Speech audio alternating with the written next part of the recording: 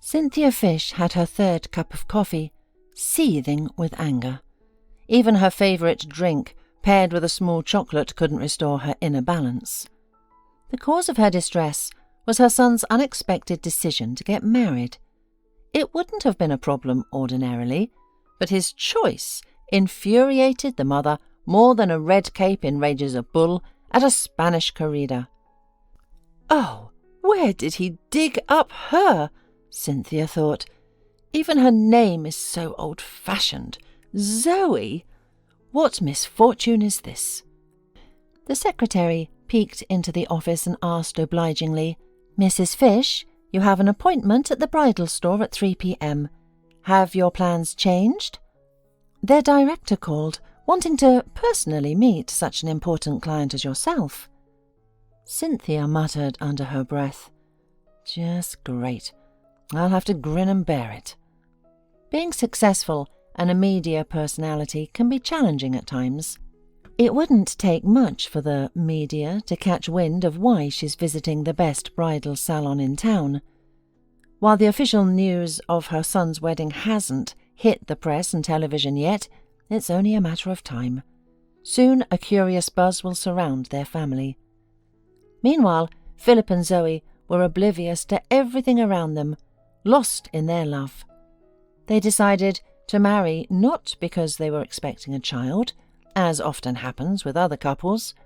They could live without each other, be apart for hours, days or weeks, but they simply didn't want to. Without each other, it became hard to breathe, colours faded, the sun failed to warm them, and winter's frost seemed unbearably icy. This was how Philip justified his desire to marry at 22 to his mother.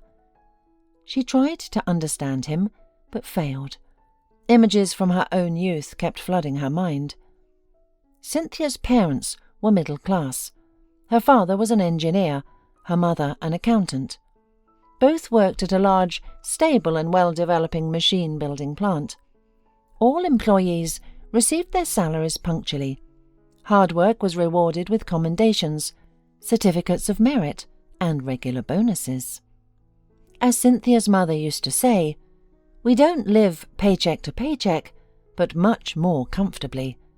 We vacation at the sea every year and could afford a summer house. We're no worse off than others." And then suddenly everything crumbled before their eyes. The factory stopped working. Cynthia's parents lost their jobs overnight. Her mother started to visit the pawn shop, where her gold jewellery gradually disappeared, followed by her silver teaspoons with stones, once considered a family treasure. Cynthia, a high school student, didn't immediately grasp the gravity of the situation. She'd dash home from school and hurry off with friends to the movies or a disco. Studies came easily to her, rarely requiring more than 2 hours for homework. She'd grab a slice of apple pie, gulp down milk from a jar, and head out. What more could a 17-year-old want? They scraped by for a year. Her father found low-paid work at a construction site. Cynthia's mother also found part-time work, doing bookkeeping for a newly opened small enterprise, but she couldn't hold a job long.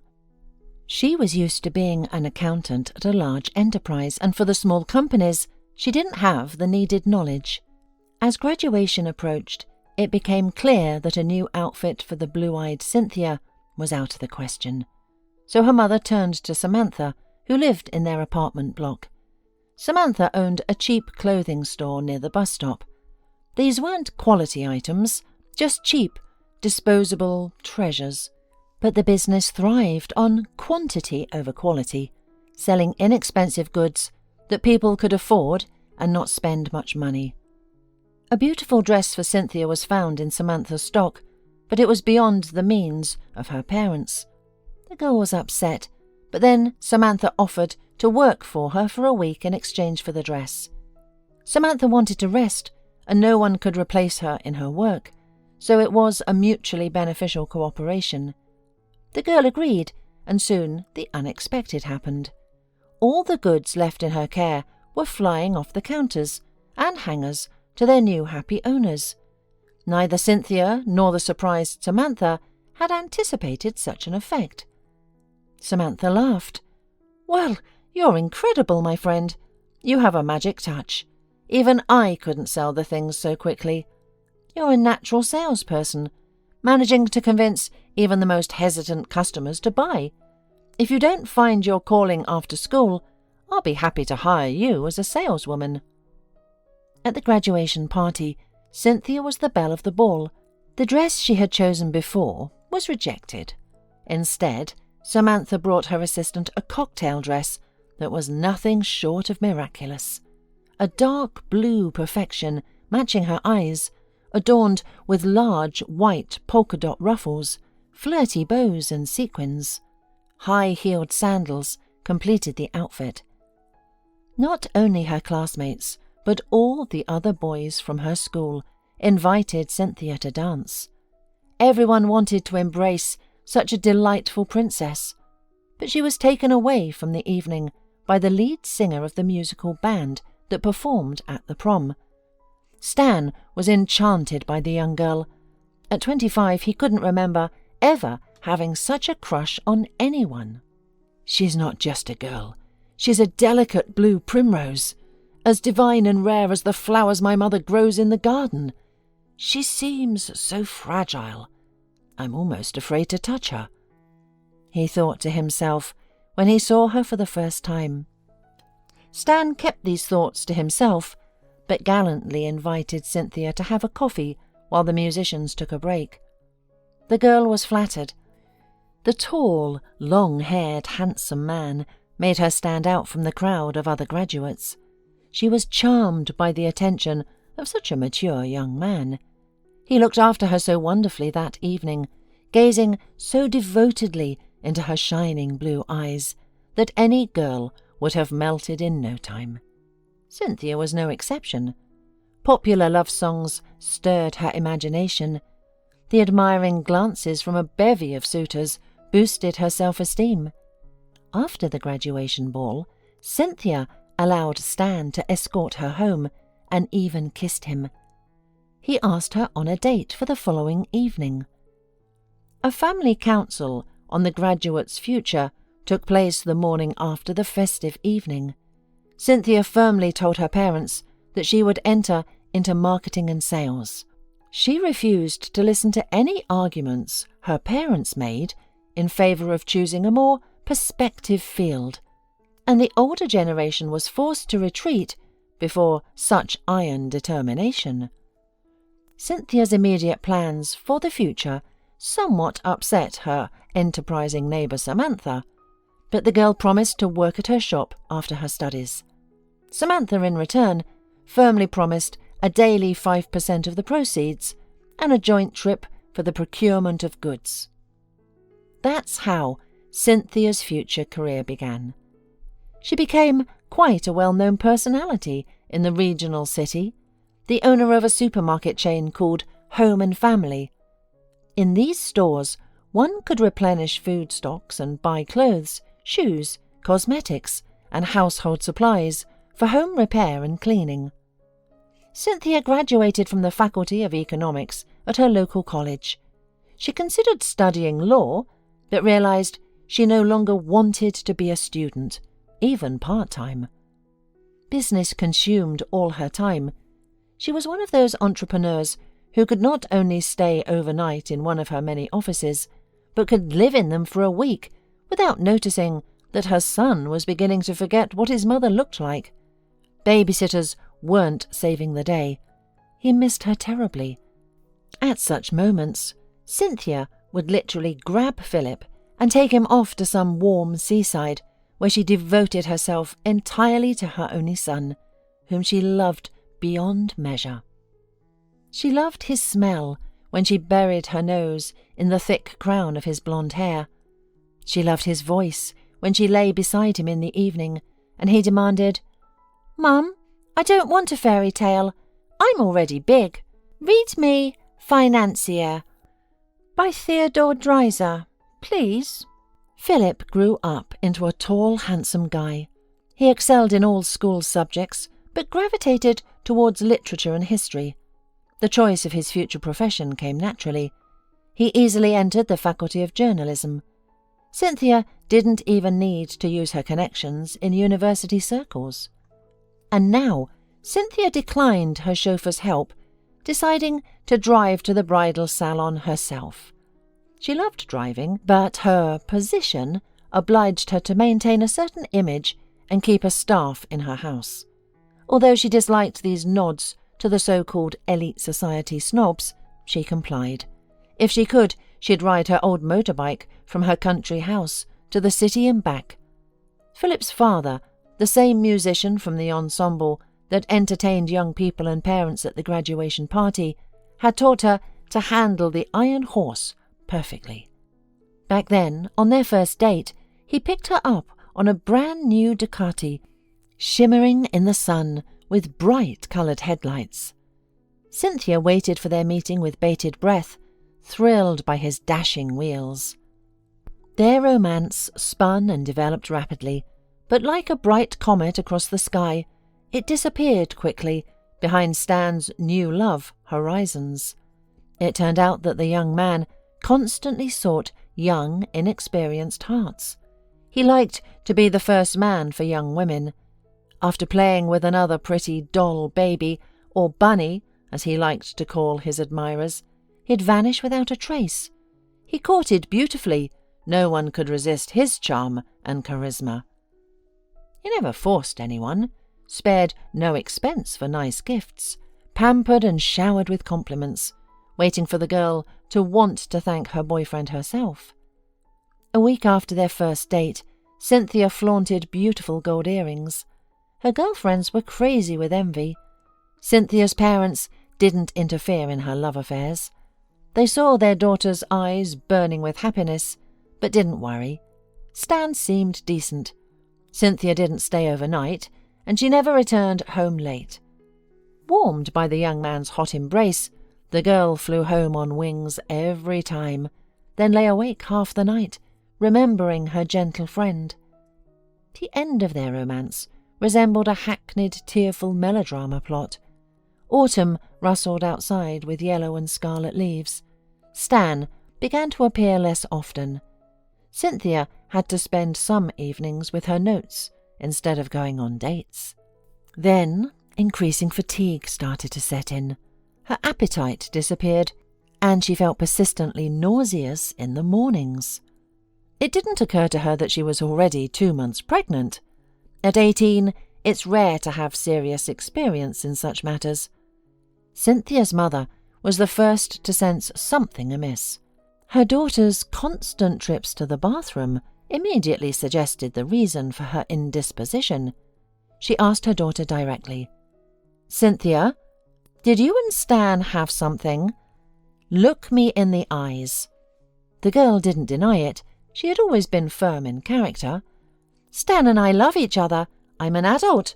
So if your suspicions have any basis, we'll get married as circumstances dictate. I will give birth to a child, and we will have a real family." But Cynthia had no idea that Stan was already circling his new favourite. At that very moment, he was taking another naive young lady to an ice cream parlour, eagerly anticipating to seduce her. In his dreams, he had already pictured how this joyful event would unfold, completely forgetting about Cynthia. She was a bygone stage in his career as a local Casanova. The conversation between Cynthia and Stan took place a couple of days later.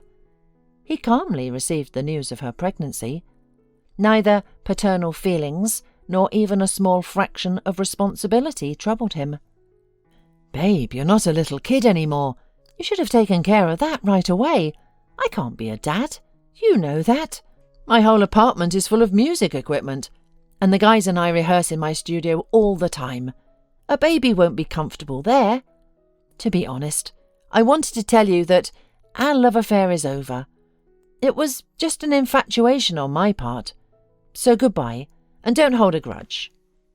Then he added through clenched teeth, "I'm not a monster. I'll give you plenty of money for the termination. When you're done with this case, find me, and I'll pay you back what you spent." Cynthia loved Stan deeply, living and breathing only for him.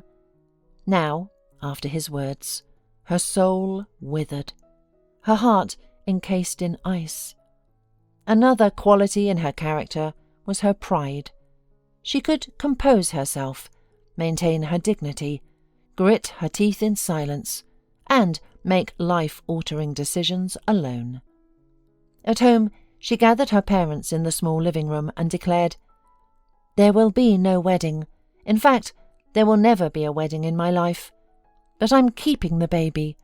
It's not my child's fault. They have a scumbag for a father. I'll make up for everything they won't get from him." The wedding store was across town in a new building.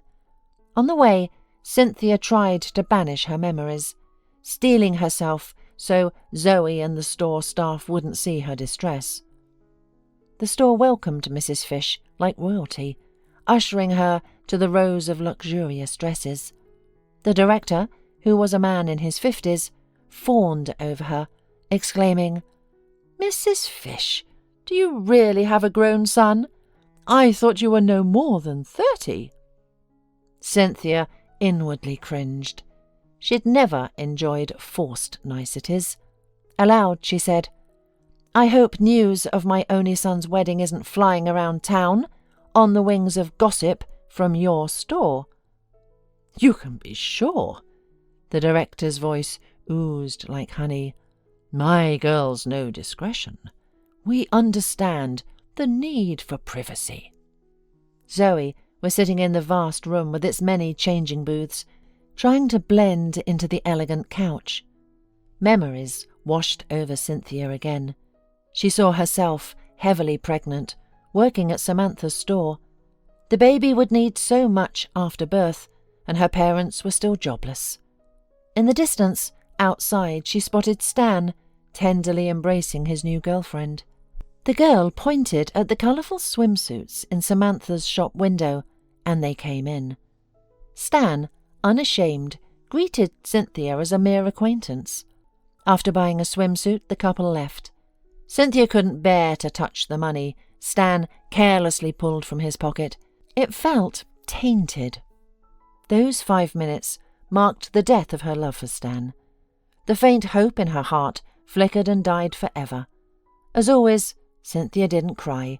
Her eyes remained dry, pitying only the foolish girl who left with her new swimsuit. Philip's birth certificate showed a blank for father. For 22 years the boy was hers alone, blood of her blood, flesh of her flesh. They needed no one else. The bridal salon director, hovering near Cynthia, gushed, "Only the best for you and your future daughter-in-law. Choose, try on, select accessories. A wedding day is such a special day for a girl. With the right groom, it becomes a cherished memory. I'm sure it will be just so in your case." Cynthia glanced at her future daughter-in-law, who seemed to be trying to disappear into the furniture, and she sighed inwardly. What a wimp! Others would be eagerly browsing dresses, pestering the consultants. This one acts as if it's someone else's wedding. Steeling herself, Mrs. Fisch commanded, "Girls, take Zoe's measurements. We'll only look at the latest 2 collections. Nothing outdated. Various shades of white are fine, but remember the bride has brown eyes and blonde hair. Understood?" The sales girls scurried around, bringing an array of wedding dresses in delicate hues. Zoe trudged to the fitting room with a martyred expression, while Mrs. Fisch perched on a high chair. Moments later, the director appeared with a tray of steaming coffee, chilled mineral water, and orange juice. Cynthia mused. How odd! A man with such a subservient attitude. Doesn't he have staff to serve customers? Or am I such a VIP that he's serving me personally? While waiting for Zoe, fragments of her troubled past surfaced in her mind. She thought of the men in her life, mostly young lovers a decade her junior. These guys were flattered by the attention of a beautiful, successful, wealthy, mature woman. She saw them purely for her own benefit, never mixing pleasure with her family vacations. She preferred her suitors well-bred, and in her schedule of the day she marked such dates like this: meeting at such and such address, fitness with 2 hours for physical engagement. To her, this was simply a way to preserve her feminine allure, nothing more. However, Cynthia's heart was far from stone. In the 20 years since Philip's birth, she had fallen in love twice. The first was the handsome James, a helper in Samantha's team. He carried bags, maintained the shops. Samantha now had gotten 3 by that time. Cynthia had just graduated from college and enrolled her son in kindergarten. Since his birth, Cynthia's mother had been ever present to help raise her grandson. In fact, until Philip's first day of kindergarten, his grandmother was with him day and night, while Cynthia earned her diploma and worked. At first, Cynthia and James were just friends. They helped each other with everything, especially when Samantha went on her trading voyages. With Cynthia, Samantha were now working under a new contractual arrangement. She leased one of her shops to her. The income of the new business lady increased, and Cynthia now fully supported her parents and son. James was 2 years younger than Cynthia, but looked older. His family also struggled financially, and as the sole breadwinner, he understood and related to his colleagues' aspirations. After visiting 2 shops in the morning and ensuring the other 2 saleswomen were doing well, James would hurry to Cynthia. They had unspoken friendly duties between them. Every day, Cynthia brought a large thermos of hot sweet tea from home. James would run to the bakery for freshly baked goods. They traded vigorously all day until evening, when it was time to clean and close the shop. James helped Cynthia tremendously. She didn't stop at the first shop, but rented and then bought several more outlets. And James was always there for her. Their relationship wasn't searingly passionate. Rather, it was a strong friendship infused with warmth and mutual support. At the beginning of her independent journey, James was in the right place at the right time. They remain friends to this day, though they've long lived in different cities. After 7 years together, James grew tired of Cynthia's refusal to marry or even live together. He left her and Samantha without drama, soon married and now raises 2 children. Both Cynthia, now successful, and the aging Samantha remember him with gratitude. After James came Pablo, caring, attentive and affectionate. Cynthia met him in the construction business while building her first supermarket. Fortunately, he didn't try to cheat her on money, quality of materials or deadlines. Over the past decade, he had helped her erect 3 retail sites, considering all her dreams and wishes. She didn't give in to his advances immediately, despite his handsome, statuesque appearance. Cynthia was troubled by the fact that he was, as she put it, long and deeply married. She couldn't comprehend his arrangement with his wife, where he lived and worked abroad for years, while his devoted Penelope bore and raised their children after his visits. During passionate encounters, Pablo would whisper, "My sweet, just say the word. I'll divorce. I love you so much. I'll move here permanently and build us a house together." Cynthia loved her knight in her own way, but refused to destroy another family. Pablo already had 5 children, and she knew all too well the challenges of raising a child in a single-parent household. She preferred that Pablo's offspring have at least a nominal father, who appeared a couple of times a year bearing gifts, rather than no father at all.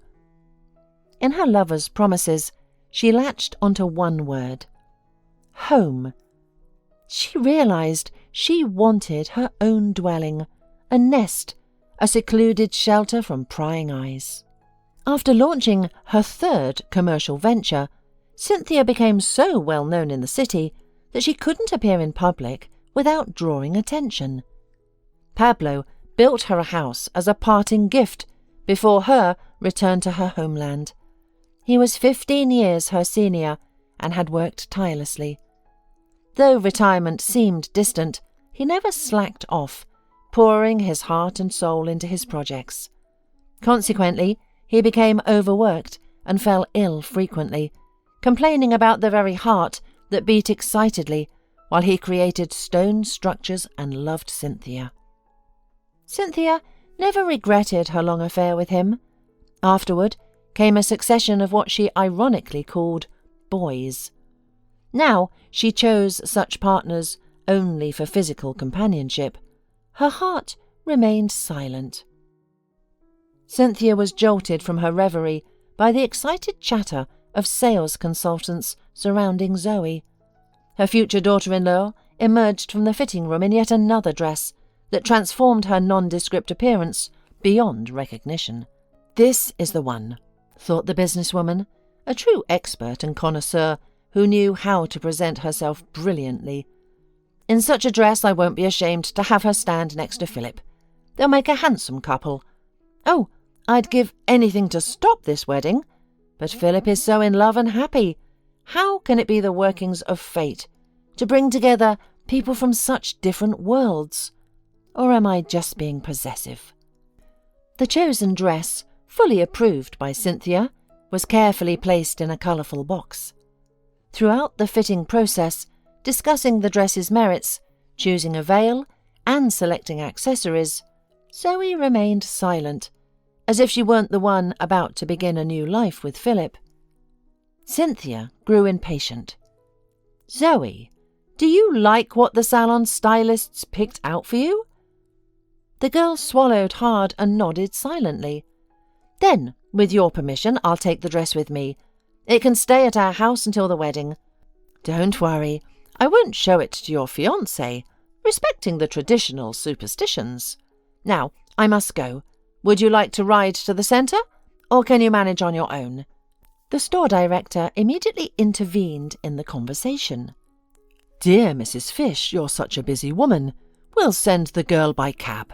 Everything will be in perfect order. We're delighted that we were able to find a suitable dress for your future daughter-in-law."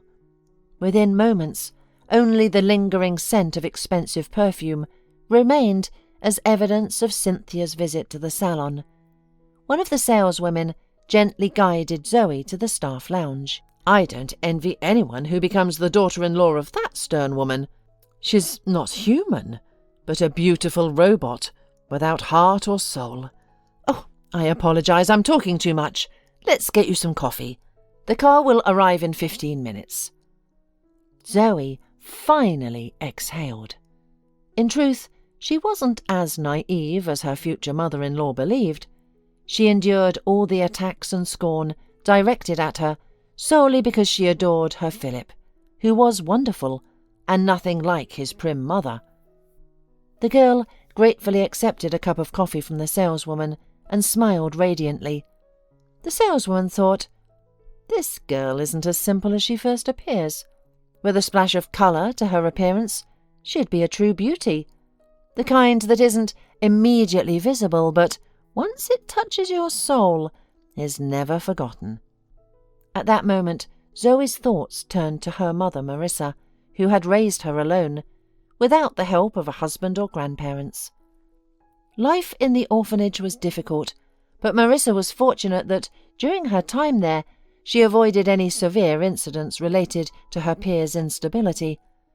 Though the girl's existence was bland and monotonous, lacking vibrancy and parent love, she had unlimited access to the library. The language and literature teacher noticed her talent for writing school essays and contributions to the wall newspaper. On blank pages, little Marissa transformed letters into elegant phrases that captivated readers. The girl had an imagination and wrote with enthusiasm and passion, able to present even small school events as moments of triumph and delight. The catalyst for her becoming a journalism student was an incident involving the city mayoral election. As was customary, the candidate inspected hospitals and orphanages. Such charitable work was beneficial for public relations, demonstrating the candidate's reverence for future generations and concern for patients. After the official's visit, Marissa was tasked with writing an article about him for the school newspaper. Her work impressed not only the children's institution, but also the future mayor's team. The article was published in the local newspaper, discussed by the public, and became a significant asset in the entire election campaign. From the outside, it resembled a Cinderella story. The mayor was successfully elected, not solely due to the efforts of a lonely orphan with literary talent, but her contribution added a touching element of sincerity to the election. The newly elected official didn't forget the girl who had written about him so warmly and sincerely. He actively participated in shaping her life after graduation, ensuring she faced no obstacles when entering college. Zoe's mother became a formidable journalist of regional renown. Her newspaper articles were eagerly anticipated and read with pleasure. She was entrusted with interviewing prominent city figures. One thing turned out tragically. The woman passed her fate of an orphan to her daughter. Marissa left this world early, ignoring the fact that her angina had lingered too long. A swelling of the larynx appeared at the site of the unresolved infection, developing rapidly. By the time the ambulance reached Zoe and her mother's house, through the snowdrifts, the woman had suffocated. After the tragedy, Zoe joined the ranks of orphans. This bitter pill was sweetened by the discovery that her mother had passed on, through some unknown genetic channel, bright creative abilities to her daughter. Zoe wasn't interested in participating in PR campaigns. Instead, she was drawn to criminal chronicles and extraordinary phenomena. She would venture out of town to investigate reports of UFOs hovering in the sky above villages, or mysterious corpses discovered by ubiquitous children in the forest. More often than not, these shocking news items turned out to be hoaxes or unverified gossip. However, during one of these outings, Zoe met Philip. They returned to the city together, and since then have been almost inseparable, like two peas in a pod. Cynthia, always busy with her business from morning until night, let this fact slip by unnoticed. She was detached from her offspring's student life and everything that typically surrounded it. She knew only that he occasionally went for a couple of days seeking new experiences, wanting to witness some ambiguous events firsthand. But she didn't inquire further, trusting his judgment and independence. She assumed her son had a girlfriend. He wasn't a monk, after all, but tried not to pry into his personal life, believing he would share if he wanted to. After the trip to the wedding salon, Cynthia, surprised at herself, didn't go to work.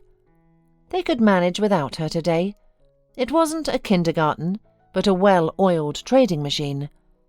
She wanted to go home, change into suitable clothes, and relieve stress by racing on her motorcycle. The iron horse seemed to smile at her in a friendly manner. "What's the matter, mistress? Are you feeling down? Let's go chase away the sadness." Only her son knew about Cynthia's passion for motorcycles. Buying an old Harley-Davidson during the years of intensive development of her trading business was initially an impulse, a self-indulgence, a kind of tribute to her grief over the loss of Stan, who had taught her to ride his Ducati in no time. Almost from the first moment she sat on the seat of the powerful machine, she felt at one with it. She could have replaced the antiquated motorbike with something stylish, fashionable, and more modern many times over.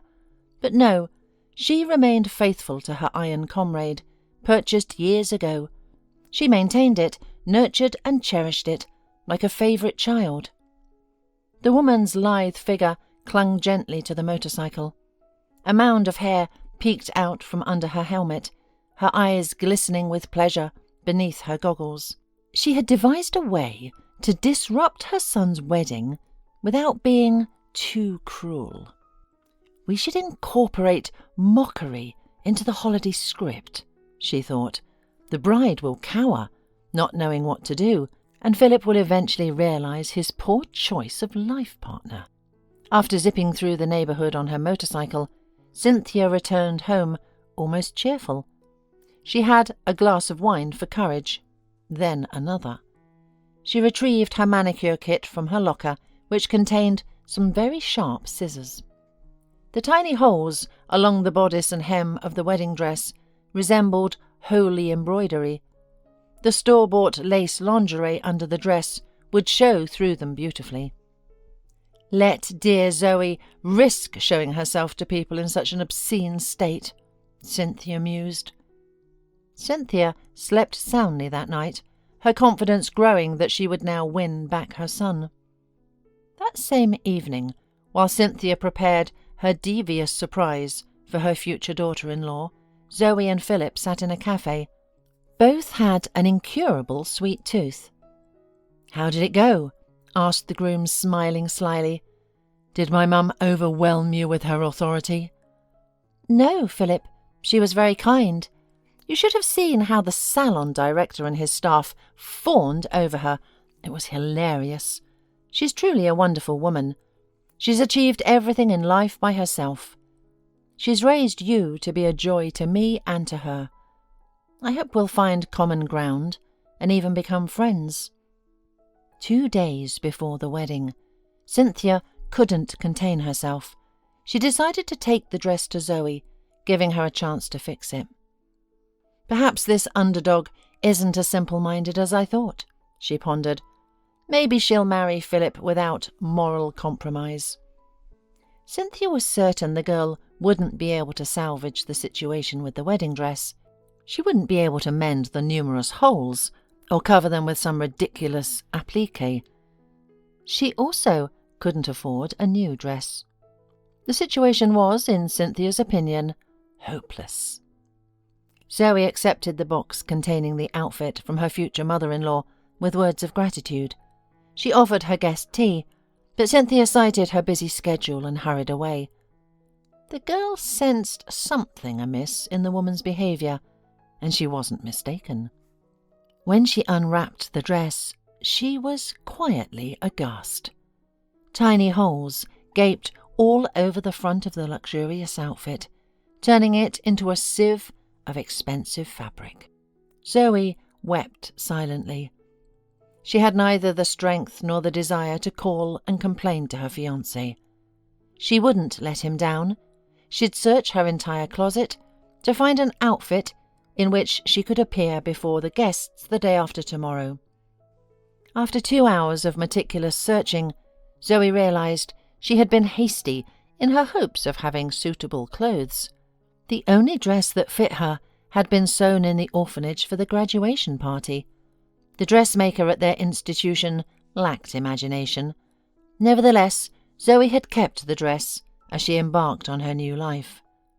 For student life, jeans, summer pants, t-shirts and sweaters were more practical, especially considering Zoe's frequent trips to surrounding towns and villages. As a freelance correspondent for the newspaper since her first year, she was always on the hunt for extraordinary stories. The fees she received were just enough to make ends meet. Chic outfits were, of course, out of the question. Zoe felt fortunate that Philip accepted her as she was. Pretty, simple. But she never imagined her future mother-in-law would treat her this way. Mrs. Fisch's actions were hurtful to the point of tears. Now, Zoe twirled her mother's old, broken jewellery box in her hands. The ballerina against the mirrored background, once a childhood delight, refused to move, and no music played. Annoyed, she threw it on the bed, but failed, and the box fell to the floor, cracking in half. A small notebook tumbled out. Zoe snatched up the find and opened it, recognizing her mother's handwriting. She had been reading avidly. It was a diary of sorts. Skimming dates, she focused on names and events, her head spinning. In these notes, her mother confessed to doubts and agonizing, fateful decisions. For the first time, Zoe discovered the answer to the question of her father's identity. The news was overwhelming. It was a famous actor from the local drama theatre, Paul Baxley.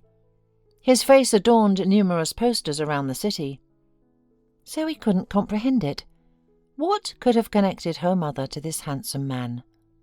The diary held the explanation for this puzzling revelation. A savvy journalist had once been assigned to interview the rising theatre star. The young couple took a liking to each other, but their passionate romance was short-lived. Paul soon became caught up in a whirlwind of new admirers. So his mother found herself pregnant after just a few private encounters. Marissa chose not to inform him about the outcome of their meetings. The man was so immersed in the bohemian lifestyle that he would hardly have made an attentive father. Making a decision for two people isn't a fair approach to such a momentous event as the birth of a child. Yet strange and unwise as it may seem, women do it sometime. Marissa was no exception. She didn't seek out Paul or have a serious conversation with him. Instead, she kept everything secret, condemning her daughter to grow up fatherless. God be her judge. Zoe felt unqualified to judge her mother's actions. I don't know how Mum and I would have lived if she and my dad had been together. I now vividly recall how she always took me to the theatre for premieres and regular performances featuring him. She never made a fuss about it. It turns out we went to be near my father, and my mum, the woman who loved him, judging by the diary, tried to catch even a glimpse of the object of her affection. No psychologist would venture to give Zoe a definite characterization regarding her strength of will and character. At times, she was afraid of minor obstacles, burying her head in the sand. Other times, she could move mountains to find a needle in a haystack. Now, she packed the ballerina box into a bag, remembering to include her mother's diary, and set out to find the drama theatre's contact information. She was determined to get to the bottom of this long-ago story. She would meet her father. Paul Baxley sat in his dressing room, struggling with his face, or rather, with the layers painted and glued onto it. Removing what he jokingly called his facade, several layers of professional makeup, was quite a challenge, but he disliked calling on his makeup artist for help. After another performance, he felt like a lemon squeezed dry. As cliched as it might sound, he loved his profession deeply, pouring his strength and soul into it. He never gave a shoddy performance and always strived to stay in shape. Morning jogs in the park, swimming, and even gym sessions were part of his routine. He never overindulged in alcohol or cigarettes. His only weakness was an insatiable appetite for coffee and the occasional cake. He comforted himself with the notion that sweet tooth were inherently good people. Wasn't that true of him? In his daily life, Paul was no sybarite, having been born and raised in a family of intellectuals. His father was a professor of chemistry, while his mother was a philologist with a passion for Oriental literature. Both were multilingual and well-travelled. They invested all their love and connections in giving their son the opportunity to graduate from theatre school. Their home never aspired to luxury. The priorities were books, music, theatre, and art exhibitions. The spacious apartment brimmed with paintings, statuettes, and photographs in intricate frames, while the furniture was antique, preserving an air of aristocratic refinement. The actor was just finishing removing his stubborn makeup when his faithful assistant knocked on his dressing-room door. "Baxley, almost everyone has left the theatre, but there's a girl at the guard post asking for you. Your fans are getting bolder. This one claims she's your daughter." The artist raised his eyebrows in astonishment. He had been briefly married twice and both unions had ended in failure to produce an heir to the city's famous family. His ex-wives had sought to bask in his fame and spend his earnings from theatrical productions and film shoots. Their plans hadn't included diapers, baby clothes or childcare. The divorces had always somewhat upset him. However, where there's no love, there's no sorrow. Paul had visited the registry office twice, solely to please his mother. After futile attempts to marry off her beloved son, the woman finally left Paul in peace. She reconciled with his temporary girlfriends, even welcoming those who had stayed with him longer into her home. Like her husband, she wasn't prudish and turned a blind eye to her son's love affairs, only occasionally lamenting, "My amorous troublemaker, you should have married at 20 to 25, when you were as pliable as wax. Now you've grown old, so spoiled by women that I can't imagine who could attract you. My only regret is that your father and I are no longer young, and we never had grandchildren. Would you want to become a father now, at 50? Paul walked to the guard post, recalling his last conversation with his mother. He suddenly wondered, what would his wise mother do if he suddenly had a grown child? She'd probably scold him heartily for missing life's most important experiences, then shower all her pent-up love on her new grandchild. Indeed, a solitary female figure stood near the guard at the theatre's entrance. She didn't resemble the typical admirer of a mature artist. Paul Baxley regarded her quizzically. The girl spoke hesitantly.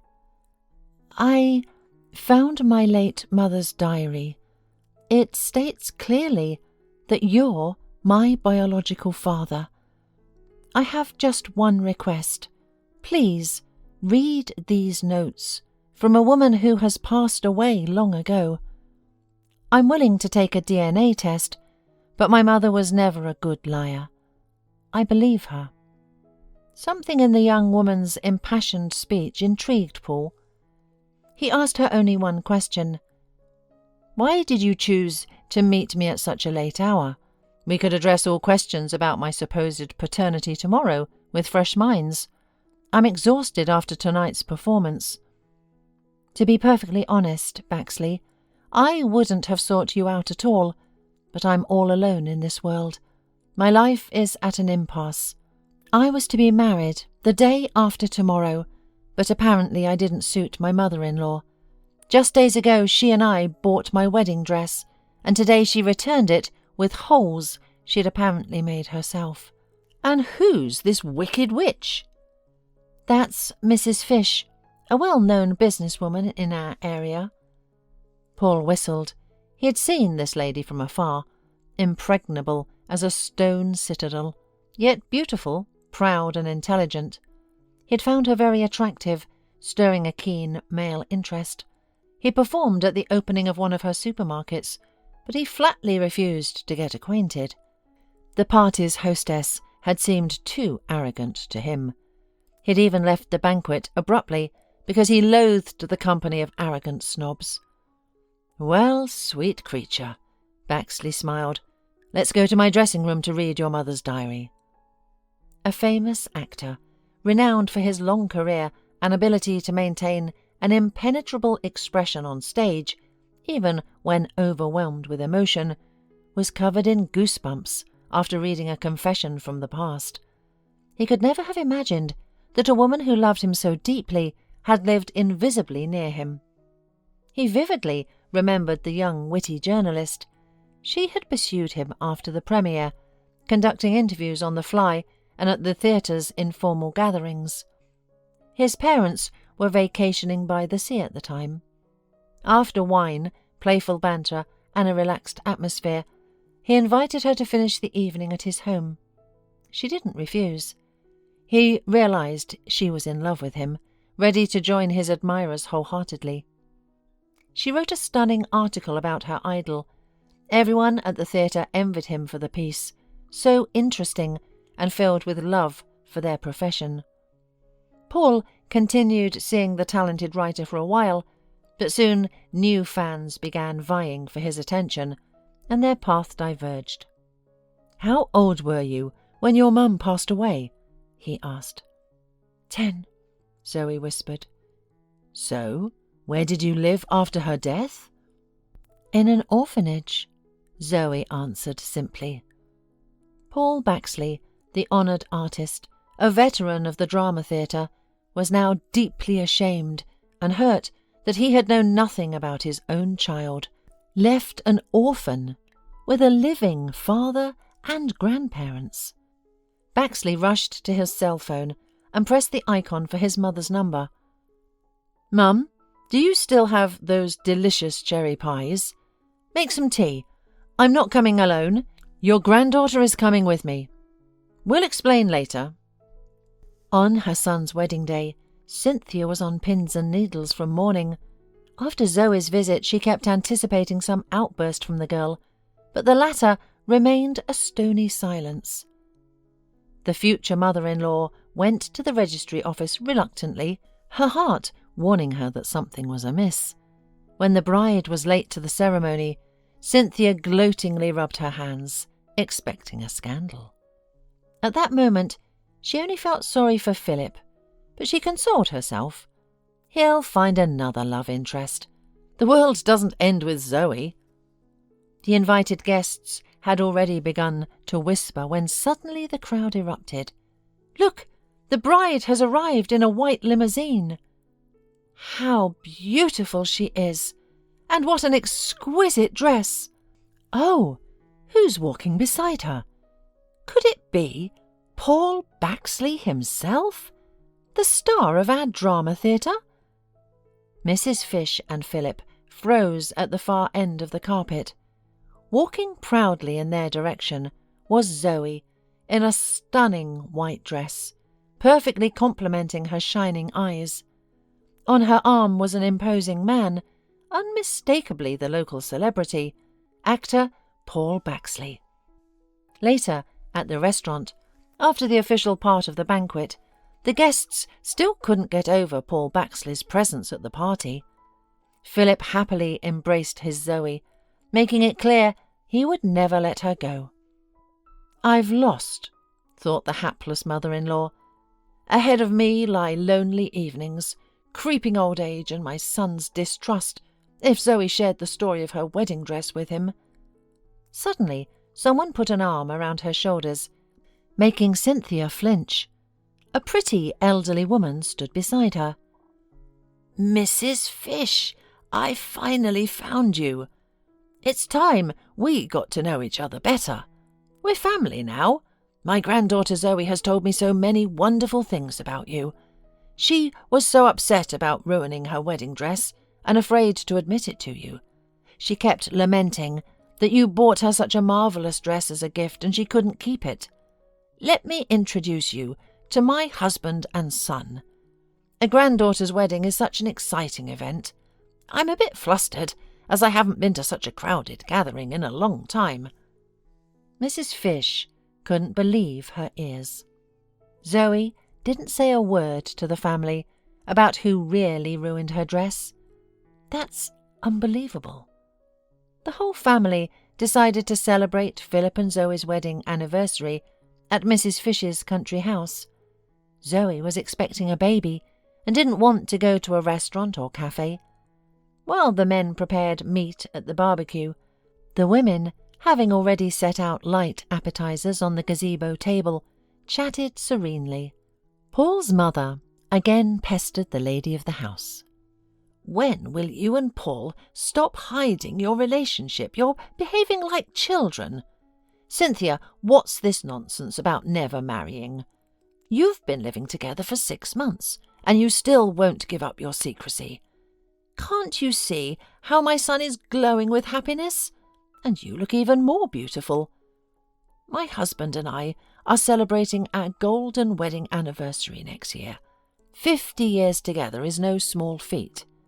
Marriage isn't hard labour. It's a long road of compromises, I'll admit. But at the same time, it's an exciting journey together." "Cynthia," Zoe chimed in, "let's pick the dress together. My wedding dress changed my fate dramatically, giving me a big family where I'm important needed and loved. I have the right to participate in your personal happiness, since you once orchestrated mine." She smiled slyly and put her arm around Cynthia's shoulders. Why should anyone need to know how things really were? Let that remain Zoe and Cynthia's secret.